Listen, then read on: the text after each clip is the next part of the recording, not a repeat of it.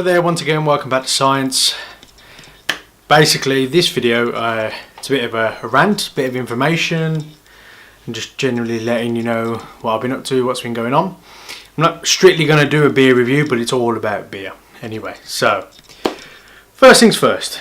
Many of you have probably started to see a lot of different beers floating around some of the supermarkets now, like Tesco, Asda, Marks and Spencer's.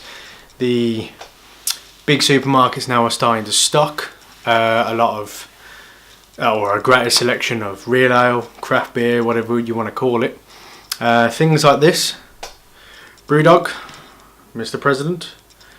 At the minute they've got, even in the Tesco Metros, they've got an extensive selection of Brewdog. It seems like they've taken on more of the commercial route with their range. You know, people are criticising them for saying that was what they was always against, but I don't see it like that, because all they seemed to be against was like basically everything was lager and there was no other choice. Just for an example, that is, you know, everything was massive commercial products and things like that, and there was no other selection. Especially when you go to pubs or bars, it's just lager, lager, lager. It's not a selection. And again, people are criticising, saying, well, that's what they're doing now. Well, they're not really, because any business, regardless of what it sets out for, wants to be successful in what it's doing. Otherwise, there's no point in doing it. And that's all they're doing. They've pushed their range and made it more available and offered more selection to the people out there who want to drink their beer. I mean, after all, how many different beers do they do? Oh, pardon me. As their core range, and in their guest range, and you know, the occasional beer here and there, especially with all their bars and stuff. I mean, that's essentially what they're doing. I mean, they're only going, you don't see a Carling bar or a Foster's bar, and well, certainly not here anyway, but in the UK, but all the pubs and bars stock them. Now, you do see Brewdog bars up and down the country now in the UK. Plus, bars like, plenty of bars are stocking the cans now, because they're really popular. And then I've noticed chains like O'Neill's, they're now you know, an Irish bar, but now if you look at all their menus, a lot of them have got Brewdog all over, and they sell Brewdog, and plenty of places are starting to sell Brewdog on keg now, basically on draft. And that's all they're setting out to do, really, is be successful and offer a greater selection, because Brewdog do lager and they do different ones, so that's all they're saying, and good luck to them. So I don't see how people can criticise and say, well, they used to be this and now they're not. You know, they used to be against this, but now they're all for it. But they're not all for it, they're doing it in their own way, and that's all a business is. So that's my opinion anyway. But just back to, you know, like things like Tesco and places like that. I mean, I went to my Tesco Metro recently. I put this on a forum, a little photo of a couple of things I picked up. I went in for a pint of milk, and then noticed the Tesco Metro, really small Metro, but had a big selection of craft beer, and one almost like a whole end of an aisle, if you like, and there was several shelves, one whole shelf of Brewdog selection, and another shelf mixed in with things like this. So this is like the Flying Dog Brewery, the Easy IPA. There was a couple of those. I've done a review of the Snake Dog, I believe it was called, which was very nice, and they were doing 3 for a £5, and you know, that's a good deal. And then there was this as well, Thornbridge Tart, another brilliant brewery, you know, and that's a sour beer, 6%, and regularly cheap. Now people will say, well, it's cheap and it's not good for the brewery, and people will get taken over. But then again, I hate to keep harping on it, but look at the Brewdog example. They're not letting anyone take them over, they're doing their own thing, and it's a good thing that people can afford these things. They're cheaper.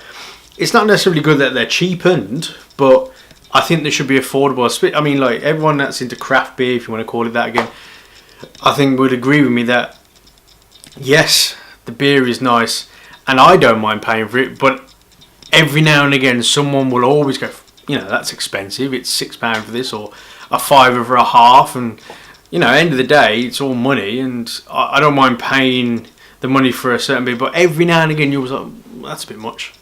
So, you know, there's pros and cons to having it in a supermarket as well. and it means I can, if I'm not available at my local bottle shop, or if I'm not near it, or if I've just popped into the Tesco, because everyone goes to a supermarket. I mean, we can all say we shop online to get beers from here and get beers from there, and of course we do, I do it as well.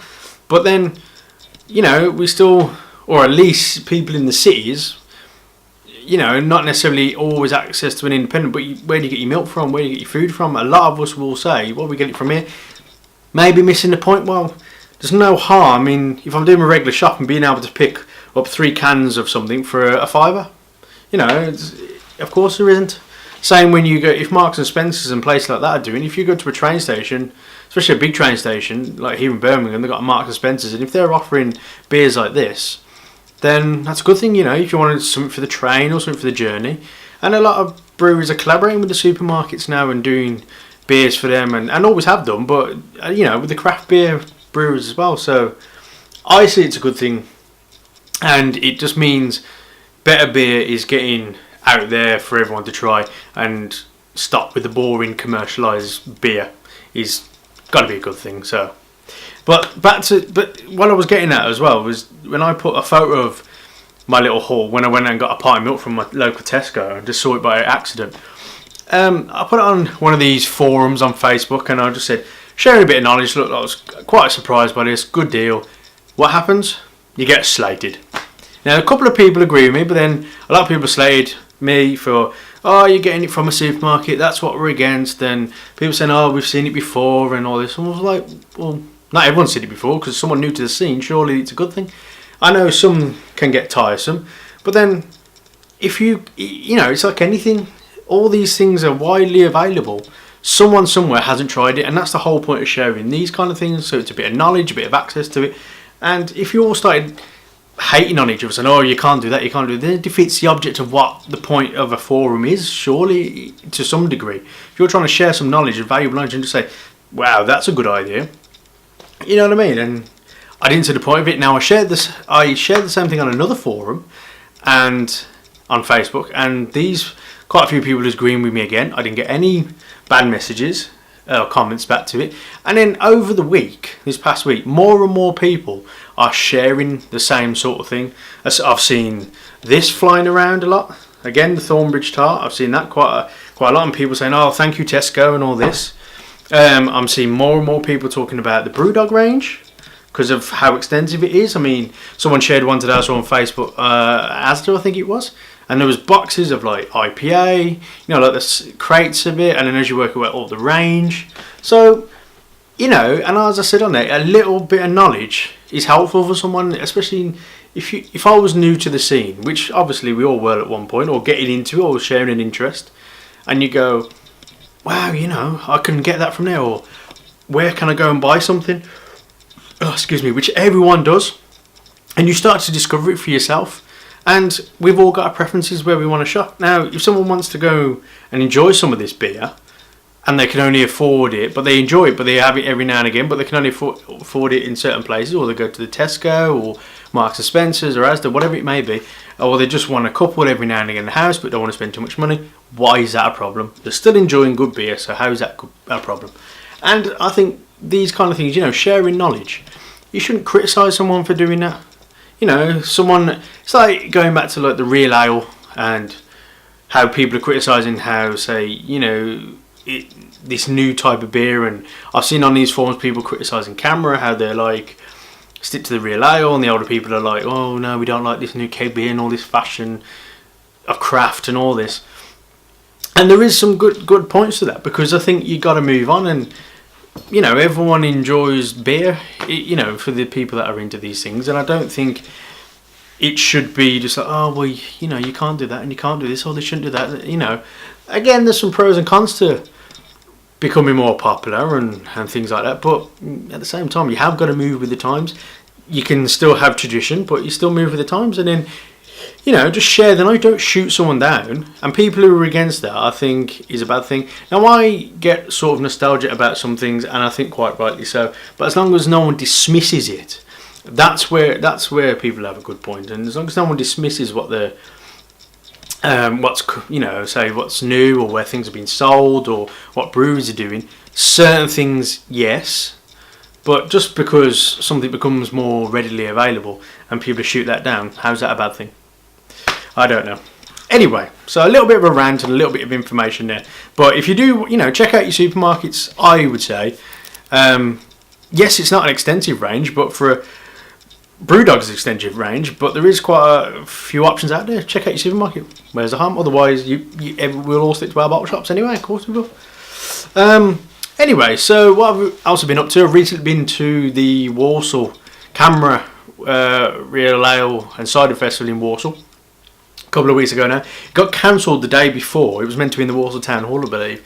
Now, I was told it got cancelled at the last minute because someone didn't apply for the correct licence for the venue, which was annoying. But fair play to the organisers, camera organisers, the local camera.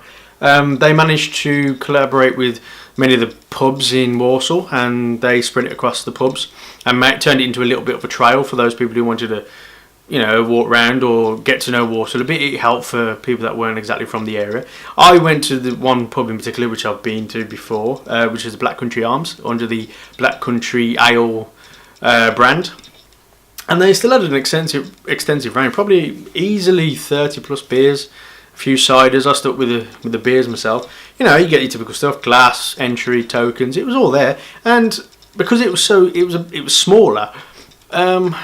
I know people mingle and all these things, but because it was smaller, people actually started to chat more. I found myself chatting to one bloke who was a local to Warsaw, but he wasn't really into the scene. He had a couple of beers here and there, and we were sharing, what we'd been sharing opinions and stuff. And before you know, I was surrounded by about 4 or 5 different blokes, and we was all chatting about beer, as well as some of the ladies that were there, partners and a couple of people that were working, and we was all just having a bit of a chat about everything. And considering they was older than me, but that didn't matter because we was there for a shared interest. And it was about real ale, about areas, about pubs, and I really enjoyed it. The second time I've been to the Warsaw Beer Festival, so considering it got cancelled and moved how it did, it was a really good event. I enjoyed it. Now, the next one I've got coming up is actually this week at the time we're recording this video. It's the Burton Beer Festival. Now, I've been to that once before, the Town Hall as well, a couple of years ago, and had a really good evening. So I'm planning to do that again. I believe that's in the Town Hall as well. And Burton's a really good place for a beer. If no one's ever been, Burton-upon-Trent, give it a go. They've got plenty of bars. I know it's a brewing town, and always has been, or many years anyway. It's got a lot of history there. But, there's what they got there, Burton Bridge Brewery, make some wonderful beers. One of my favourites is Bridge Bitter. They do a really nice porter as well. And there's got pubs like the Devonshire and the Bridge itself, which is the brewery tap pub. You've got a Jules pub up there, the Cooper's Tavern around the corner from the Devonshire.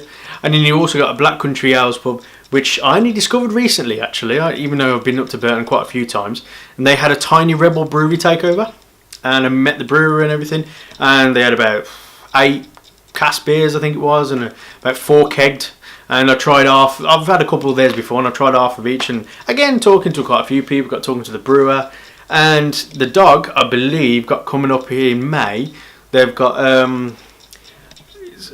what was it? Some sort of birthday. I apologise, I can't remember what birthday it was, but I think I'm right in saying, excuse me, they've got a Magic Rock brewery takeover. I think I'm right in saying there. So check it out on Facebook. Check out the dog and Burton-on-Trent, and I'm going to get myself to that as well. So again, if you've never been to Burton, give it a go. Devonshire, Cooper's Tavern, the Bridge, the dog, as I said, in the main town. The good thing about Devonshire and the Cooper is around the corner from the train station for anyone who's interested in that. They've got quite a few. You've got Marston's Brewery up there as well. It's if you come from the train station and walking towards the Marston's Brewery, you got a couple of pubs on the way there. Marston's pubs, I haven't been into those myself. And then as you get to the Marston's Brewery, carry on, lovely walk towards the countryside, and you've got another Marston's pub on the way there. I can't remember what that's called. I've only popped in the once, and it was a nice pub, and they got a good selection of their beer. So they got independent bars like the Last Heretic, which I haven't been in. I've only been in once when it was newly opened, and it was just a few barrels or kegs, casks, whatever you want to call them, behind a doorway. and you could see them all wide up and everything, and a few table and chairs, wooden table and chairs, a bit like a snack bar really, and someone serving the beer, and it was really nice, really cool place to be in actually. And I've heard it's getting, it's quite busy. So again, just repeating myself, check out Burton-upon-Trent, maybe have a weekend. They have limited opening times in the week because of trade. It's not all the busiest in there. A lot of them open in the afternoons to the evenings, but weekend as well. I believe most of them are open all day. But check it out, Burton-upon-Trent. I can't rave about enough. And now and again, when I want to get away from Birmingham, even though there's good selection in Birmingham, I just want to get away from here. Burton-upon-Trent is a good place to go. One of the things that I've already planned to do is the GBBF, the Great British Beer Festival, again in August of this year, I believe it is. That's in London. I'm doing it over 2 days. Got a season ticket. Did 2 days last year. First time I ever went. Mingled around. I spoke to a few of the people that were serving, but I'm one of these kind of people. It's not very easy to just go wander up and chat to someone. But I do end up chatting to people, but I'm not. I suppose I can be a bit not very sociable, a bit ignorant. But I try to, and it's always nice to meet new people and talk about beer. Of course it is, we all love beer. But yeah, I'm doing that again this year. Check it out if you've not been before. I had a really great time, it was a good scene. The weekend gets obviously a lot busier. I'm trying to go like I did last year, go at the very beginning, the start of the week, when, yeah, it's busy, and I'll try to get there at the start, so I get quite a few samples out of the way, and I've tried quite a number of beers, third of that, third of this, third of that, and try and get it out of the way. A couple of beers that I had last year was, one of my favourites was the St Austell Brewery, and they did a big job, which is like their proper job, but stronger, and it was absolutely delicious. And one from the Titanic, it was a raspberry wheat or something like that, and it just looked like the old Panda Pops used to get. It just looked like that and tasted like that. It was a beautiful beer. And Tiny Rebel was there as well, really popular, especially with their Stay Puffed ale as well. So check it out, the GBBF. I've also managed to get, even though I planned to go at the beginning of the year, I was a bit lazy, but I have now got myself a ticket, and I will be going to the Beavertown Extravaganza, London Brewery in London in September. I believe it's 70 plus breweries over 2 days, and they're only open for about 6 hours, I think it is, or 6-7 hours, and that's going to be, I'm not intending to go down there, but considering craft beer, a lot of these breweries make big strong IPAs and stouts, and they're really strong, and they've got them all there, all the brands you can think of, Colonel, Omnipollo, Tor, all of them. It's going to be a bit messy, and it's going to be difficult. I'm only going for the one in the afternoon. I'm going to try and savour it, but I imagine it's going to be difficult. And maybe, I think there's been a couple of these things going on, last year. I remember things going on. And then maybe it can be like the GBBF and have a big week-long event, because I think that will give people, and sell season tickets, because the tickets for this extravaganza are expensive, but the amount of beer and brews that are going to be there are going to be good. So I think if they can get like a week-long event, might be even better eventually, so let's hope for that. Anyway, so that's a bit of a rant, bit of an update of what I'm doing. Check out my videos, Psyance on YouTube. So I'll look forward to my next review, which I'll probably end up making something this afternoon. I've got a bit of a selection coming in. I've also got a very special beer coming from the Truman's Brewery. I've ordered that recently. Anyone knows the Truman's Brewery? It's an old brewery. They went out of business in the 80s, restarted again in about 2013, I think it is, and I got a bottle of their ancient sort of stout, and they only made 2,000 bottles apparently. So I've got a bottle of that coming. Whether I'll try it straight away, I don't know, but what is beer for? Drinking, not storing, I would say. Stouts are different, stronger beers, of course, they age them, but I'll be trying that, no doubt, so look out for that review as well. So this is me trying to get through this whole memory card, so that's why I've been talking quite fast. But thanks very much for watching, and I'll see you again next time. Goodbye.